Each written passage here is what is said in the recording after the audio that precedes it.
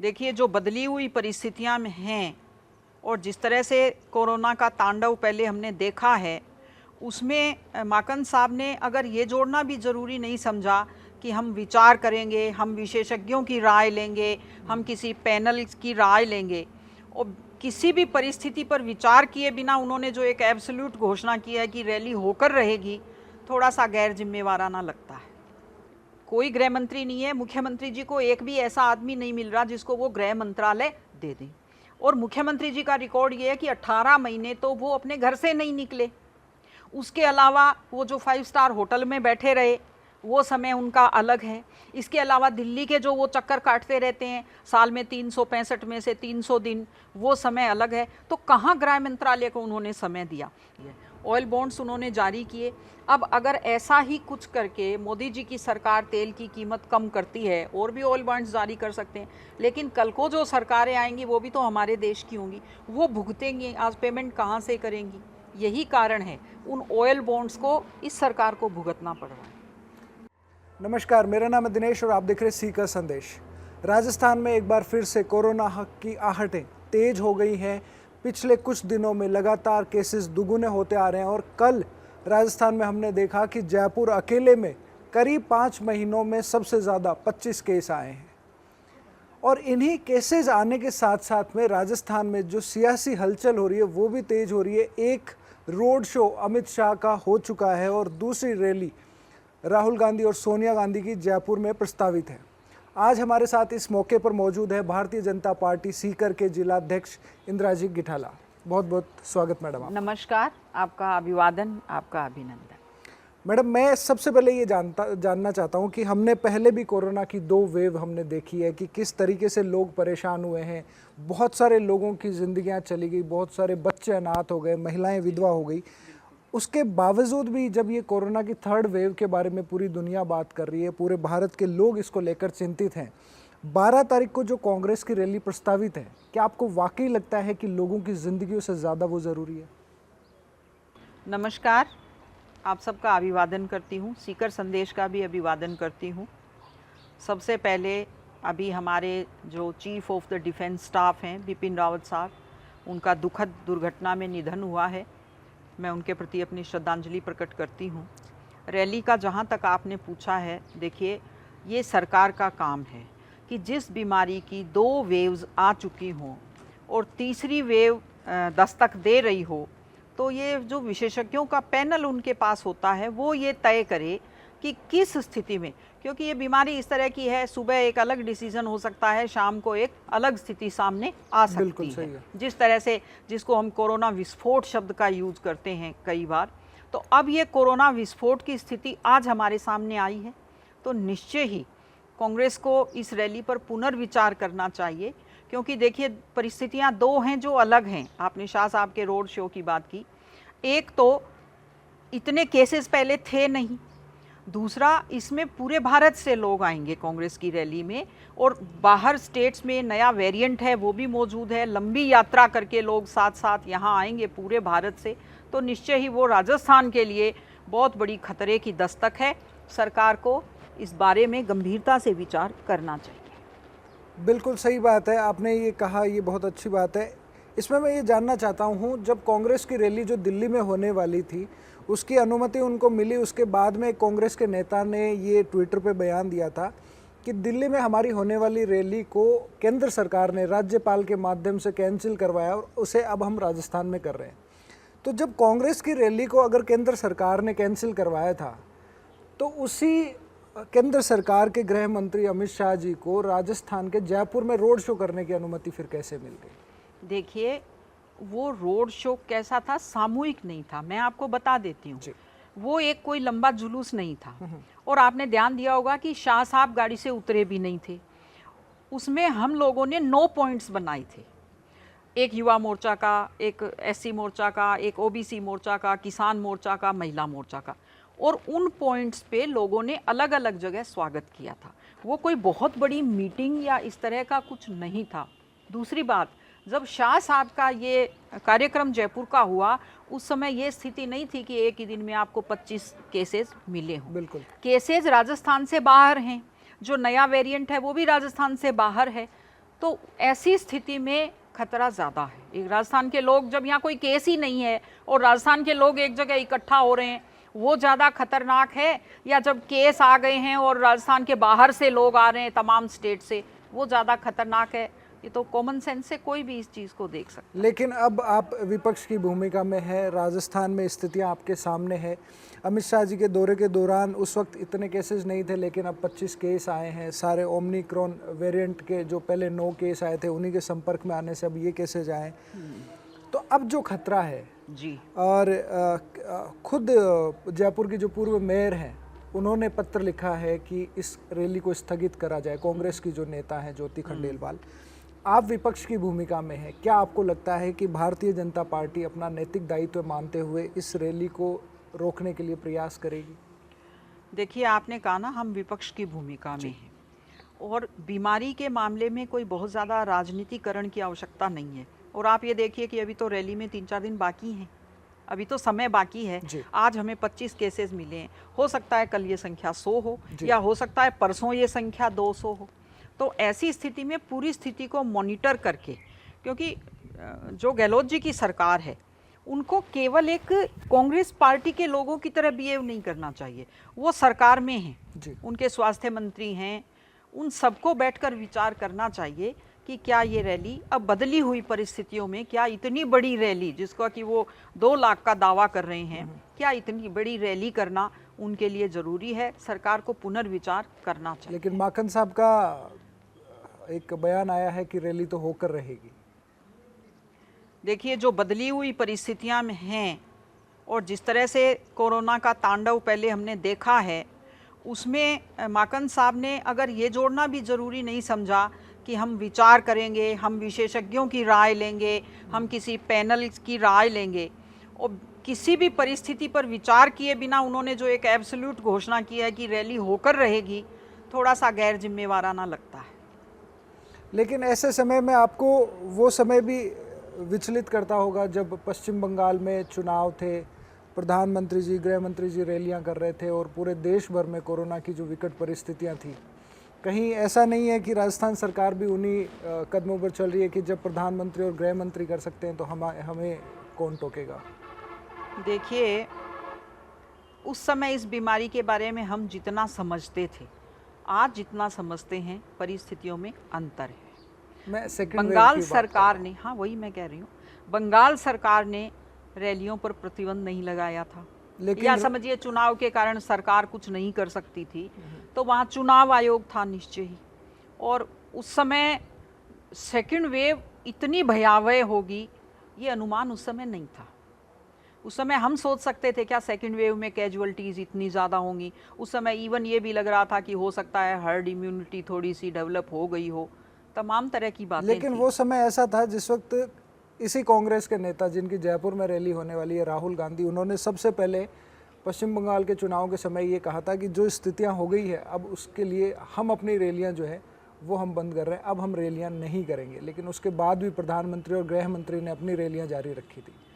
देखिए, कुछ परिस्थितियां होती हैं और निश्चय ही बीमारी अगर फैल रही हो, कितने दिन का अंतर था वो एग्जैक्टली मुझे नहीं मालूम कि राहुल गांधी जी ने जब घोषणा की उस समय कितनी रैलियां उनकी हो चुकी थी, कोई जो प्रस्तावित थी वो सारी हो चुकी थी या कोई बाकी भी थी, क्या था वो परिस्थितियां तो विवेचना करना अब संभव नहीं है किन परिस्थितियों में उन्होंने कहा। ठीक है, अब बात करते हैं आपकी जो जन आक्रोश रैली हुई थी, उसमें आपने गहलोत सरकार को घेरने की कोशिश करी थी। कुछ उनकी ऐसे मुद्दे थे जिनके ऊपर आप बात कर रहे थे, तो मैं चाहता हूं कि उन मुद्दों को एक बार आप फिर से हमें बता दें कि कौन से वो मुद्दे थे जो आपके मुख्य थे जन आक्रोश रैली को लेकर। देखिए, जन आक्रोश रैली का सबसे जो बड़ा मुद्दा है वो है कांग्रेस की वादा खिलाफी, क्योंकि ये ऐसा नहीं है बीजेपी कहती है, ये कांग्रेस का घोषणा पत्र कहता है, ये उस समय के अखबार कहते हैं। और राहुल गांधी जी का स्टेटमेंट क्या था कि वो जो बहुत प्रसिद्ध है अभी के 10 तक आप गिनती गिनिए, और आपके उन्होंने जो शब्द यूज़ किए थे, संपूर्ण किसानों का संपूर्ण कर्जा माफ़, इन संपूर्ण 2 बार यूज किया उन्होंने, संपूर्ण किसान और कर्जा भी संपूर्ण। आप देख सकते हैं कि 50,000 किसान तो डिफ़ॉल्टर हो गए उस चक्कर में। लोगों ने पैसे नहीं जमा करवाए, पैनल ब्याज उनके ऊपर लग गया, ब्याज में जो सब्सिडी मिलती थी वो उनको नहीं मिल पाई बेचारों को। एक साथ पैसा इकट्ठा हो जाए तो किसान और कहीं खर्च कर लेता, वो चुका भी नहीं पाता। बेरोजगारी भत्ते का जो वादा था उस वक्त कोई इफ बट उन्होंने नहीं लगाए थे। दो ये बड़े वादे उन्होंने वादा खिलाफी की, और उसके बाद की आप परिस्थितियां देखिए, सरकार किस तरह से बिहेव कर रही है।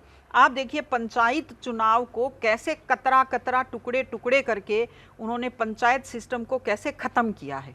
क्या आपने कभी देखा आज तक कि पंच, सरपंच और पंचायत समिति, जिला परिषद के चुनाव अलग अलग हुए हों? आपने कभी नहीं देखा। कैसे टुकड़ों में हुए, खर्चा बढ़ा, प्रशासनिक व्यय भी बढ़ा, लोगों का खर्चा भी बढ़ा और पूरा प्रशासन उसमें लगा रहा, लोगों के काम नहीं हुए। उसके बाद जो हमारी राजस्थान सरकार थी, माननीय वसुंधरा जी की सरकार थी, उन्होंने जो भी जन कल्याणकारी कार्य किए उसको ख़त्म करने का काम किया।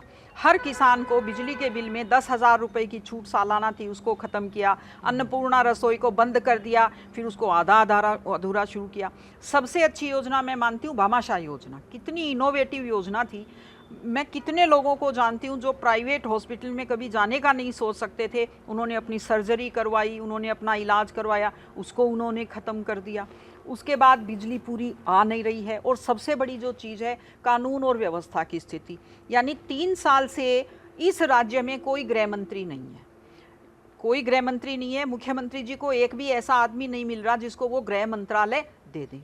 और मुख्यमंत्री जी का रिकॉर्ड ये है कि 18 महीने तो वो अपने घर से नहीं निकले। उसके अलावा वो जो 5 स्टार होटल में बैठे रहे वो समय उनका अलग है। इसके अलावा दिल्ली के जो वो चक्कर काटते रहते हैं साल में 365 में से 300 दिन, वो समय अलग है। तो कहाँ गृह मंत्रालय को उन्होंने समय दिया? गृह मंत्री क्या करता है? वो एसपी की मीटिंग लेता है, वो किसी थाने की आकस्मिक विजिट करता है, वो लोगों की जन सुनवाई करता है कि साहब पुलिस अन्याय कर रही है। क्या ये सब कभी किया अशोक गहलोत जी ने? तो गृह मंत्री बिना की ये सरकार है। और कैसे अपराध हैं, अभी अगर जिक्र शुरू करें, बताने में शर्म आती है, सुनने में शर्म आती है। माफिया, बजरी माफिया, रेत माफिया, क्या क्या चीज़ के नए नए माफिया हो गए। तो कानून और व्यवस्था की जो बिगड़ी हुई स्थिति है वो सबसे बड़ी समस्या है, और गहलोत सरकार ध्यान दे नहीं रही है। और जिस तरह से वो आपस में उलझे हुए हैं, मतलब उनकी आप केमिस्ट्री देखिए कि उप मुख्यमंत्री के लिए मुख्यमंत्री जी कहते हैं कि मुझे तो पहले ही पता था ये निकम्मा और नकारा है, तो आपने क्यों बनाया फिर? उसके बाद नए मंत्रियों की अभी शपथ हुई है, शपथ की शाही नहीं सूखी, उससे पहले वो कहते हैं कि तुम्हारे भरोसे तो मेरी सरकार चली गई होती, मुझे तो फलां और फलां ने बचाया। तो आप अपने मंत्रियों पे ताना मार रहे हैं, आप अपने मंत्रियों का सार्वजनिक रूप से अपमान कर रहे हैं। अफसर क्या सुनेंगे उनकी? क्या उनका मोरल, कैसा उनका मानसिक स्थिति रहेगी, कैसे वो काम कर पाएंगे? तो ये सब परिस्थितियाँ हैं, इसलिए लोगों में आक्रोश था। मैं आपको बता देती हूँ कि बार बार सब लोगों की ये आवाज़ थी कि इसके खिलाफ बीजेपी को मजबूती से आवाज़ उठाना चाहिए। और आप देख सकते हैं कि इतनी जो संख्या उसमें हुई, और ज़िले का कोई गांव नहीं जिस गांव से कोई ना कोई व्यक्ति उस रैली में, हमारी जन आक्रोश रैली में आया ना हो। इसीलिए वो सफल हुई, क्योंकि वो जनता की भावना से जुड़ी हुई थी।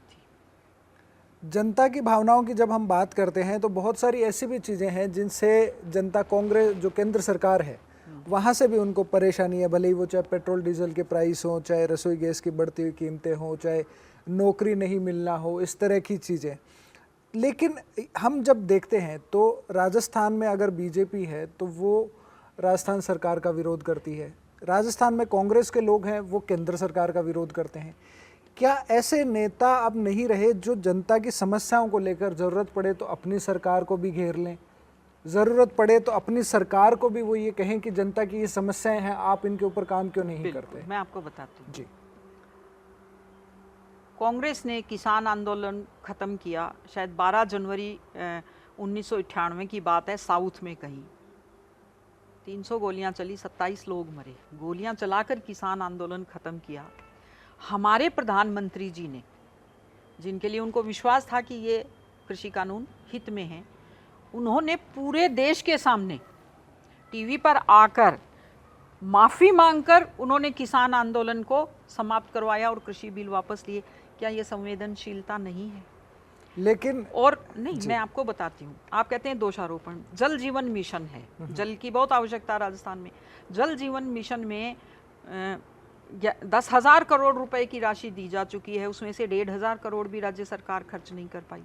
आप पीएम आवास योजना देख लीजिए, कोई भी योजना आप देखिए, प्रशासनिक अकर्मण्यता के कारण जो हमारी केंद्र की योजनाएं हैं उनका फायदा मिल नहीं पा रहा है। ये आरोप लगाने की बात नहीं है। आप खुद सोचें बैठ करके, आप पत्रकार हैं, कि पिछले 3 साल से जिस तरह सरकार बिल्कुल मतलब खुद को बचाने में, व्यक्ति कहते हैं ना कि जब खुद की जान पर बनाती है वो सब कुछ भूल जाता है। सरकार खुद के अस्तित्व के लिए जूझ रही है। क्या ये प्रशासन की तरफ ध्यान दे रही है? क्या योजनाओं को लागू कर रही है? केंद्र तो सपोर्ट करने के लिए तैयार है। तो ये दोषारोपण का मसला नहीं है।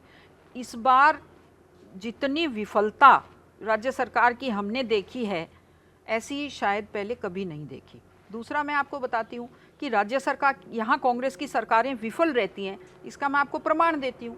हारती बीजेपी भी है लेकिन किनारे पर। हमारे और कांग्रेस के वोटों में इस बार कितना अंतर था? 1,34,000 का। और जब कांग्रेस हारती है, साफ हो जाती है। हम कभी साफ नहीं होते, हम टक्कर में रहते। इसलिए ये ऐसा कहना सही नहीं है कि ये केवल दोषारोपण का विषय है। केंद्र सरकार संवेदनशील है। और महंगाई का जहाँ तक, अगर मुझे तो हंसी आती है, कांग्रेस को रैली करने की क्या ज़रूरत है? मतलब कांग्रेस रैली क्यों कर रही है? उनके हाथ में ही है, थोड़ी सी बिजली की दरें घटा दें और थोड़ी सी वो पेट्रोल डीजल की कीमतें घटा दें। मतलब आखिर इंडिया में, भारत में सबसे ज़्यादा महंगी बिजली और सबसे ज़्यादा महंगा तेल राजस्थान में बिक रहा है, उसको तो वो कम कर ही सकते। लेकिन दिक्कत ये है कि राजस्थान के साथ साथ लगभग मध्य प्रदेश में भी वही कीमतें हैं। और दूसरी बात, अशोक गहलोत का ये कहना है, हमारे मुख्यमंत्री का, कि प्रधानमंत्री जो एक्साइज ड्यूटी घटाते हैं उसकी वजह से राजस्थान को तो सीधे ही राजस्व की कमी हो जाती है। उसके बाद उन्होंने वेट 2 बार उन्होंने घटाया अभी 2021 में। लेकिन केंद्र सरकार ने एक्साइज ड्यूटी के अलावा दूसरे मदों में टैक्स कलेक्ट करके जो राज्यों को जाना चाहिए था उसे रोक दिया, जिसकी वजह से केंद्र सरकार को इतनी हानि नहीं होती एक्साइज ड्यूटी कम करने से जितनी राज्यों को हो जाती है। अब देखिए, पहले वो ये कहते थे कि कर कम नहीं कर रहे हैं, कम करने के बाद वो इस तरह का शब्द जाल फैला रहे हैं। आखिर कम करने की कोशिश की है। और माननीय वसुंधरा जी जब सीएम थी, 5% उन्होंने वेट कम किया था, तो थोड़ा सा और कम गहलोत जी को करना चाहिए। इसके अलावा मैं आपको बताऊं, केंद्र सरकार के जो जिम्मेवारियां हैं उनमें और राज्य सरकार की जिम्मेवारियों में बहुत अंतर है। आप अंतर्राष्ट्रीय स्थिति अगर देखें, आज चीन की क्या स्थिति है, कैसे उसने भारत को चारों तरफ से घेरा है।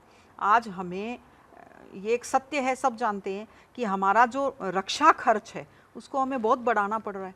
केंद्र सरकार की बेसिक जिम्मेवारी क्या है? सीमाओं की रक्षा करना। पहली, लोक कल्याणकारी राज्य है, वो सब चीज़ें सही हैं। First duty is to protect the boundaries of the nation. तो उसके लिए भारी भरकम खर्च की ज़रूरत है। सेना का आधुनिकीकरण करना है, तो केंद्र सरकार को तो पैसा तो चाहिए। राज्य सरकार तो इन सब दायित्वों से मुक्त है। उसे तो जो बजट मिले केंद्र से उसी में कुछ मिला करके और कुशलता अपना कर यहाँ खर्च करना है। तो सेम फुटिंग पर हर चीज़ को देख नहीं सकते केंद्र और राज्य सरकार को। ड्यूटीज़ में बहुत फ़र्क है, आवश्यकताओं में फ़र्क है, खर्च में फ़र्क है। बिल्कुल सही है।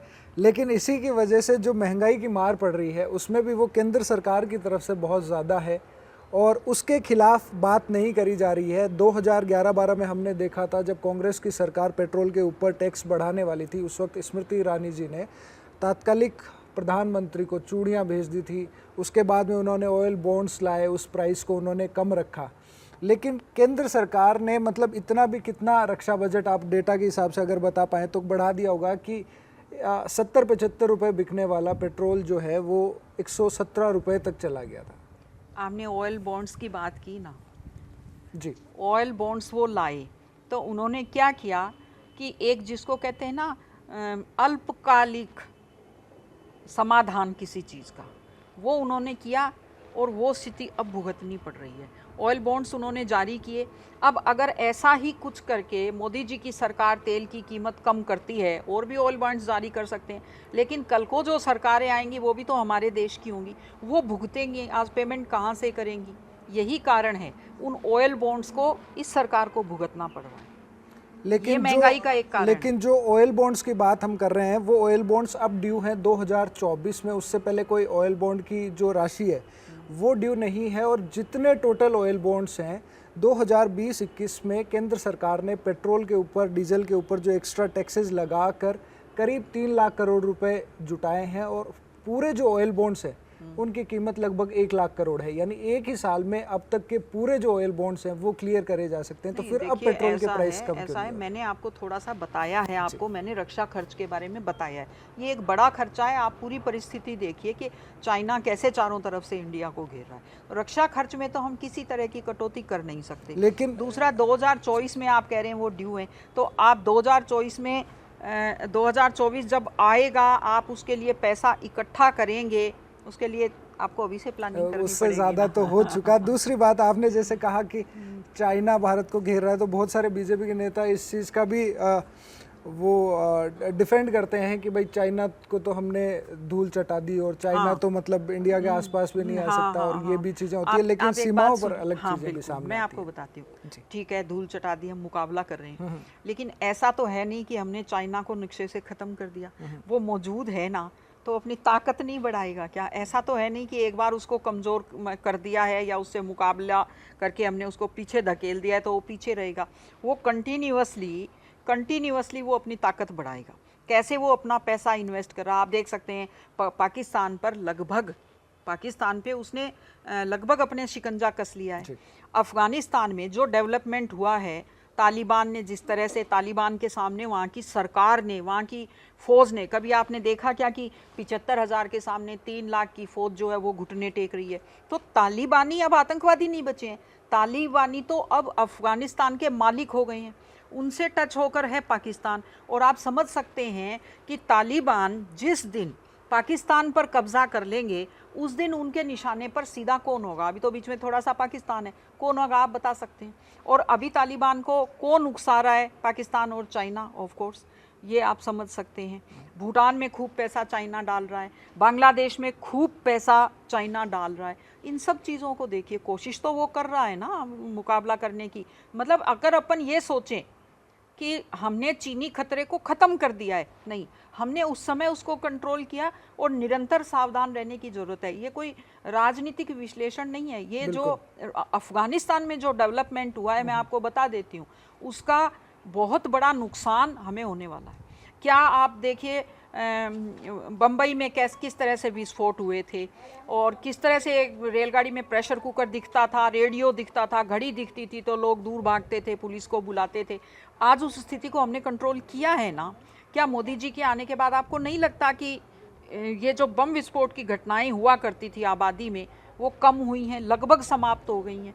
तो ये जो चाइना का जो मैं जिक्र करती हूँ, या अफ़गानिस्तान के तालिबान का जो मैं जिक्र करती हूँ, वो कोई राजनीतिक स्पष्टीकरण नहीं है। वो आप ये सोचिए कि एक जागरूक नागरिक के द्वारा दिया गया स्पष्टीकरण है। लेकिन पैसा चाहिए ही आप चाहिए। ये भी तो आप मानते होंगे कि जो जनता है उसके पास कोई विकल्प नहीं है। कोविड की जो मार पड़ी, महंगाई की जो मार पड़ रही है, ये सब चीज़ों में जनता को भी कहीं ना कहीं राहत मिलनी चाहिए। देखिए, तकलीफ है जी। कोविड आया, व्यक्तिगत दिक्कत मुझे भी हुई, आमदनी कम हुई, व्यक्तिगत दिक्कत आपको हुई, मेरे पड़ोसियों को हुई, मेरे रिश्तेदारों को हुई।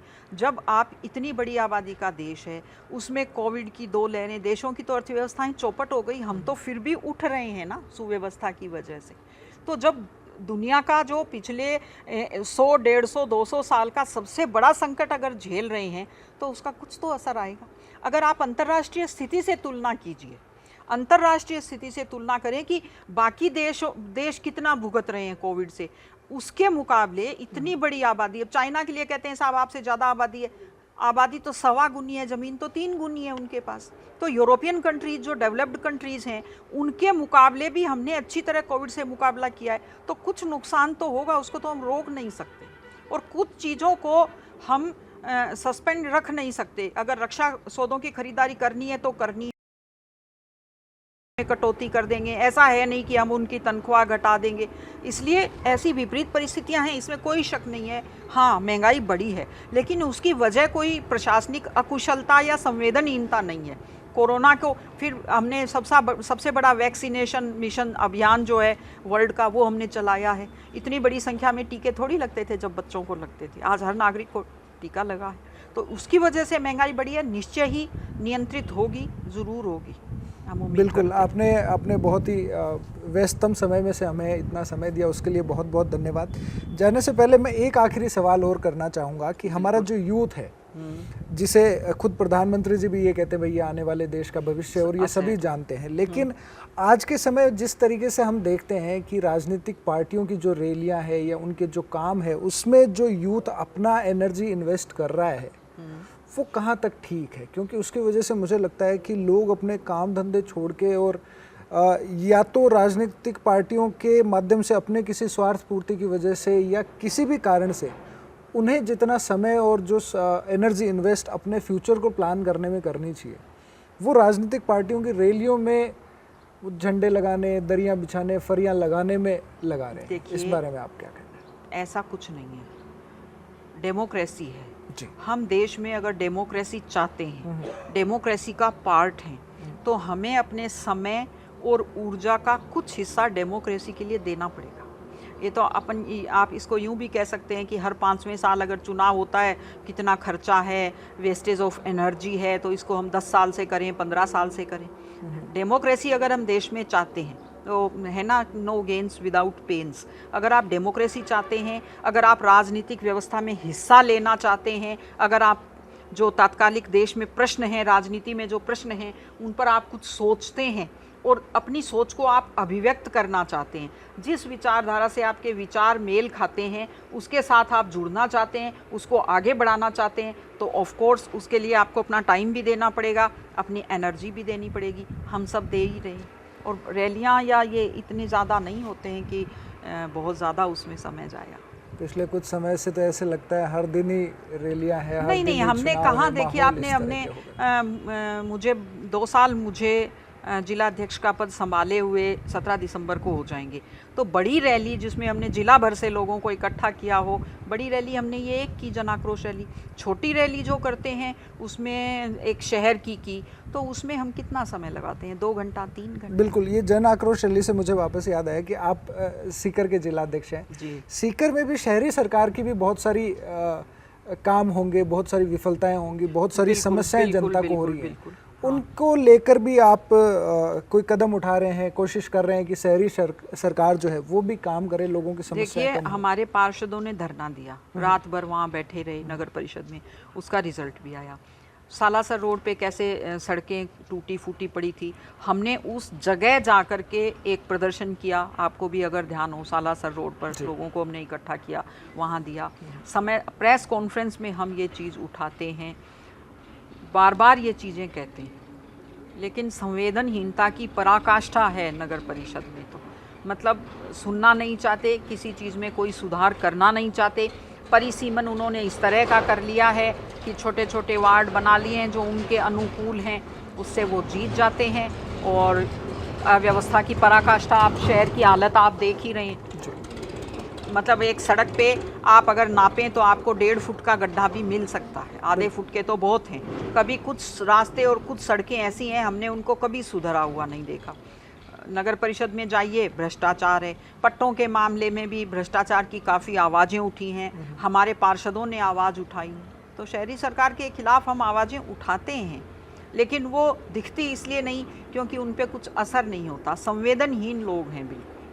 बिल्कुल उम्मीद करता हूँ कि आने वाले समय में आप और मुखरता से अपनी आवाज़ बुलंद करेंगे और जो लोगों की समस्याएं हैं उनको जिम्मेदार लोगों के सामने आप रखेंगे। और आपने जो समय दिया उसके लिए आपका बहुत बहुत धन्यवाद। बिल्कुल, देखिए हमारे पास कोई विरासत नहीं थी राजनीति की। भाजपा संघर्ष करके 2 से 300 तक आई है, तो हम संघर्ष करते रहेंगे। जनता के प्रति हम प्रतिबद्ध हैं। बहुत बहुत धन्यवाद। नमस्कार। धन्यवाद।